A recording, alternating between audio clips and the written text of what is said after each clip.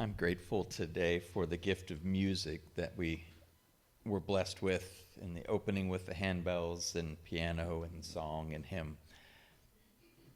As we come towards Halloween, a couple evenings from now, it's worth remembering that the word Halloween simply means the eve of All Hallows.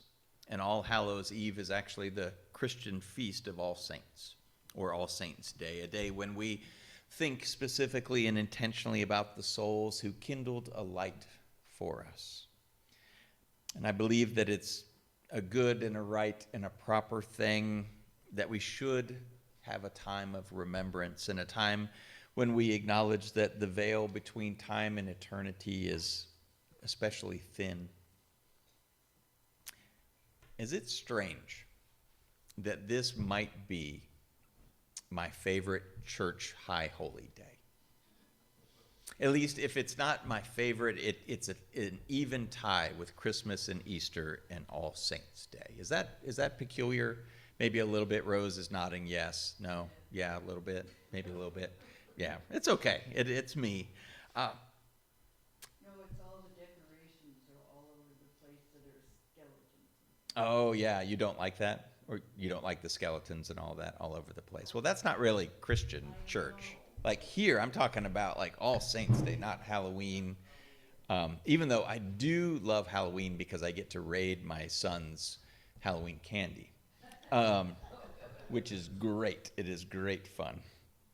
So, but with this year in particular, with everything that seems to be going on in our churches, where we're talking about merger and there's change, and then in our world and in our nation with the upheaval of politics and in our lives where we've all been faced with challenges and changes, it got me really thinking about why All Saints to me over the years has become so important, and why this year it feels especially important, especially meaningful for me, and I hope for you as well.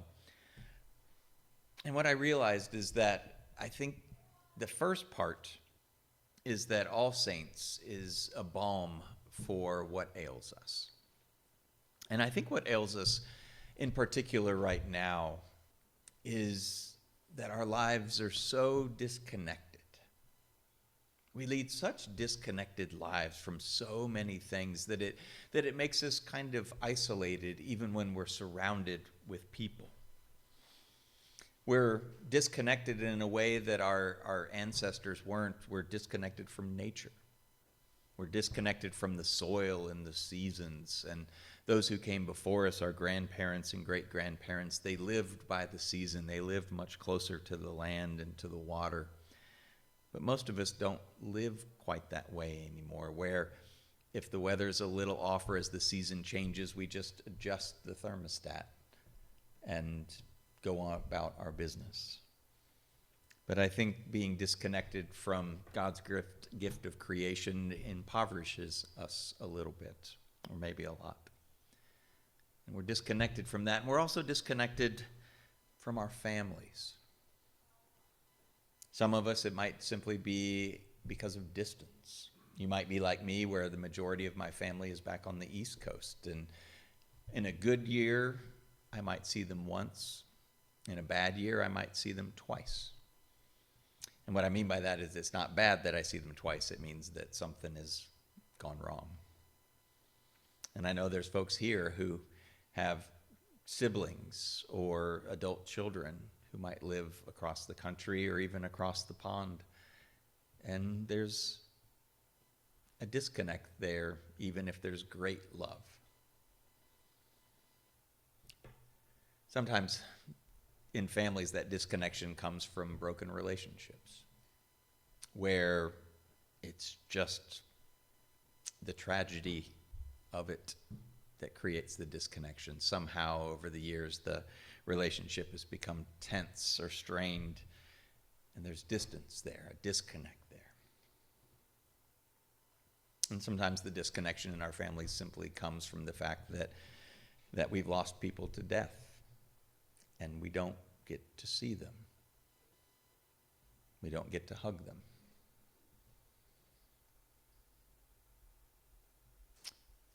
We're also disconnected from our past.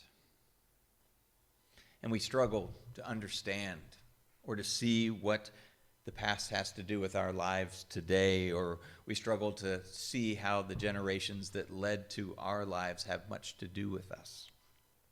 And it's really interesting. I was just reading something recently where they're starting to find more and more evidence that when somebody encounters trauma, like gun violence or something like that, it does not only affect their mental and emotional state, it actually changes their genes. And that gets passed on to the next generation. And so as we sit here today, it makes me realize that even though we might feel disconnected from our great-grandparents or our great-great-grandparents, that they are alive in you. You are connected to them. And what they experienced has been passed down through your grandparents and your parents to you. Hopefully not just the trauma, but also the resilience or the pioneering spirit. But we do often feel disconnected from the past, or if we even give it any thought at all. But today, this one day in our Christian year, this one particular day, we are invited and encouraged to realize that we are not nearly as disconnected as we often feel. We're far more connected to our ancestors and to our past than we realize. That we're each here because of our ancestors, and they still exist within us. And we're terribly connected, or maybe not terribly, beautifully connected to our past. And there's things in our lives and things in the life of this congregation that exist in this moment because of the past. And because of that connection, these connections that are there, we just don't often pay attention to them or see them. It's important for us today to realize that we aren't as alone as it often feels like. One of the peculiar challenges or tragedies of our modern life is that as we leave worship today and we walk home or jump in our cars and head home, we'll probably pass hundreds, if not thousands, of people. And yet, many of those hundreds or thousands, including us, we might feel alone. We might feel isolated. But today, in this particular sacred place and sacred time, we're reminded that we aren't alone and we aren't as disconnected, and we're a part of God's great timeline. And each of us is woven into this tapestry of time and place and people. So there's going to be somebody here today that's a particularly churchy person who is going to say, why is he wearing a purple stole today? Coordinate with the bells. Absolutely. Actually, that was a happy accident to coordinate with the bells. But I wore this stole today, purple as it may be, wrong of season though it may be, because my mom weaved this? Wove, thank you, Becky. Becky is my editor on the fly. As I say things, she's like, no, that's not right. My mom, has anyone here ever lived with a fiber artist before? Or anyway, they are particularly obsessive, I will say. And the downstairs, once upon a time, Mom's not able to do that anymore, but once upon a time they had this huge basement, and it was completely taken over with wool and spinning wheels and looms and dyeing vats and all of that stuff. And most of the stoles you'll see me wear throughout the year are from my mother's loom. A case in just a little aside, which is my specialty, she would never make them if I asked her to, because she considered herself, and she was, very much an artist. And artists don't do things because people ask them to do it. They do it when the spirit strikes, and that's how she would do it. So if I needed like a blue stole for something, I'd be like, can you make me one? And she'd be like, But then sometime later, just out of the blue, I would get a purple one or a white one. And she would go to the farms and collect the wool and bring it home and clean it and spin it like the old-fashioned spinning wheels and the bobbins and all of that stuff. And then she would dye it and then put it all on her giant looms and make all sorts of things. And when I got to thinking about All Saints, it brought me to mind of this, a stole that's woven together. And if you want, after the service, come up and have a look at it. And it's made up of just almost countless threads that are tightly woven together. And that's us. That's us. And today we're reminded of that we are brought together, woven together in life, because All Saints, as much as it is about connection, it's also about belonging. And that we belong to something bigger and grander and more eternal than just our lives. We belong to that great cloud of witnesses that we hear about in the Bible, the communion of saints.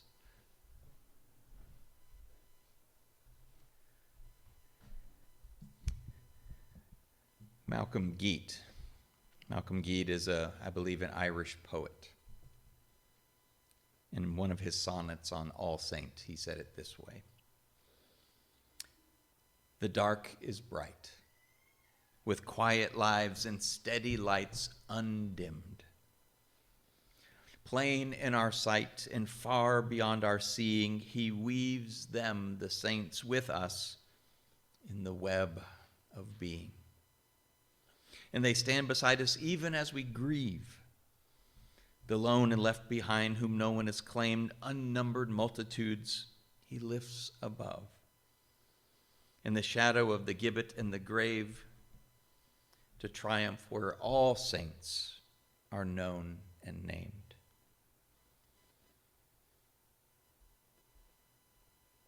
And the part that jumps out to me, at least this year when I reread this, was that they stand beside us even as we grieve. Which means they also stand beside us even as we love. And as we move through life ourselves, through our dark days, through our challenges, and through the bright, shining moments. And again, we are reminded that we belong. We belong. And it got me thinking about all of the things that we belong to that do not last. For a lot of our lives, we come into a grade or a school class where we're together with people, but then eventually that changes, that ends. People move away, graduation happens. And if you're like me, a lot of your young life was spent on sports teams, and they're called together for a season, and you succeed, and you fail, and you grow. But then the season ends, and you don't really belong to that same team anymore. For a lot of us here, we're either already retired or kind of approaching retirement age, and that's one of the particular challenges of retirement, is that we spend so much of our adult lives defined by our work at our place of work, and we belong to a group of people until the day you retire. And then there's yet another group that you don't really belong to anymore.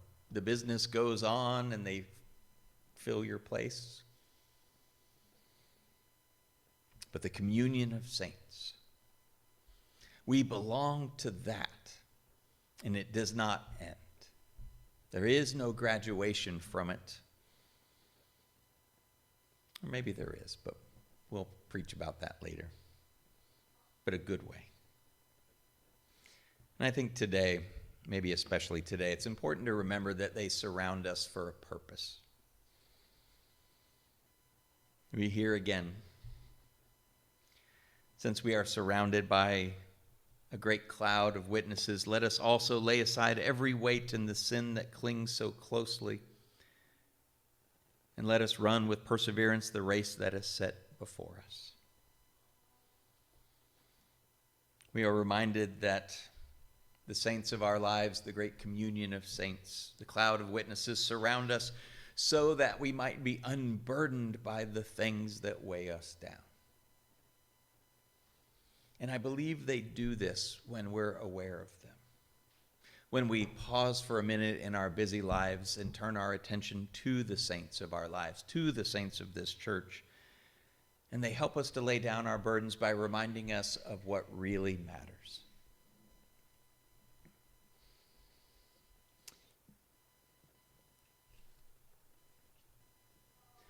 One of the things, again, this is a bit of an aside, but I think it's important.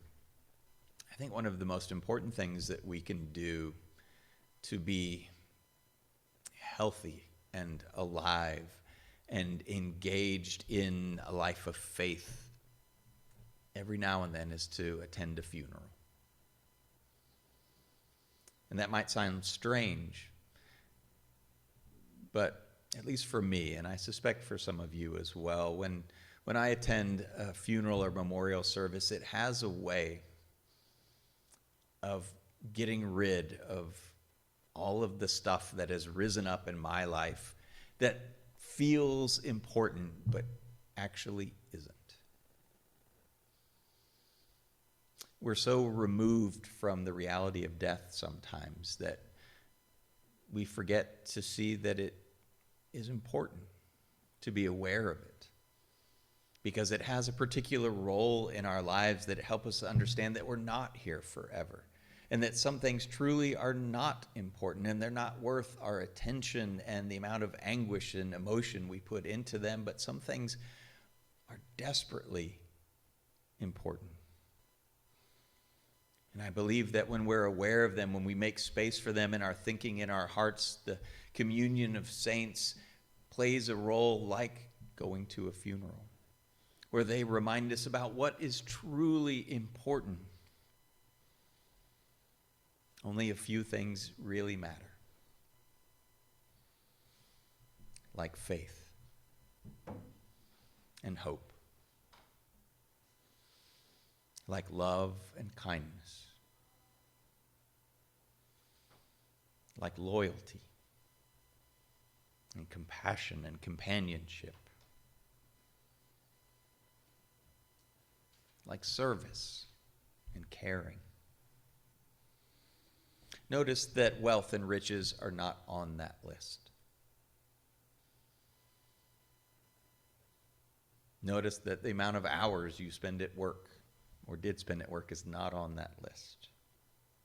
Nor is the brand of car you drive. And honestly, nor is this sanctuary or this building. What is on that list are the things that happen in this sanctuary and in this building. They truly matter. The friendships, the joy you find in each other, the commitment to one another through all the stuff that we sometimes have to go through but don't deserve. The faith that is taught and deepened and claimed here, and the faith that claims us here. That matters. That's what the communion of saints reminds us of. But for us gathered here today, given where we're at, it's important for us to be reminded that buildings and sweaters and shoes and all of that doesn't matter. Not really. And our saints remind us of that today. They are with us as cheerleaders. They are with us as supporters. And there are times where it's important to remember that. As we go through hard things, sometimes we feel very alone. I think it's helpful and good and healing to understand that according to our faith story that we're not alone in those moments, and that each of us, you and me, are surrounded by the saints of our lives, the saints of our faith, and they were with us cheering for us, rooting for us, praying for us. The saints are our cheerleaders, they're our supporters, but they're also our witnesses. They speak to us when we give them space and we give them ear and tell us how to live. And they tell us to attend to what matters most. And then they tell us and they lead us to free us from worrying about the things that will pass in time or that don't really matter. The saints are our guides to living a life of faith and liberation and meaning. And so if Christmas reminds us that God comes to us in small but powerful packages, and if Easter teaches us that there is always reason to hope, even when things seem the darkest, then All Saints today reminds us that the distance between life and death is not as great as we like to think it is. And more importantly, that the distance between us and the saints, and the distance between us and one another, and the distance between us and God is closer still. Threads woven so tightly together that nothing can pull us apart. And so for that, and for the gift of the saints of our lives, we give great and many thanks, O Lord. Amen. Amen. And so as we prepare to celebrate the saints of this church and the saints of our lives,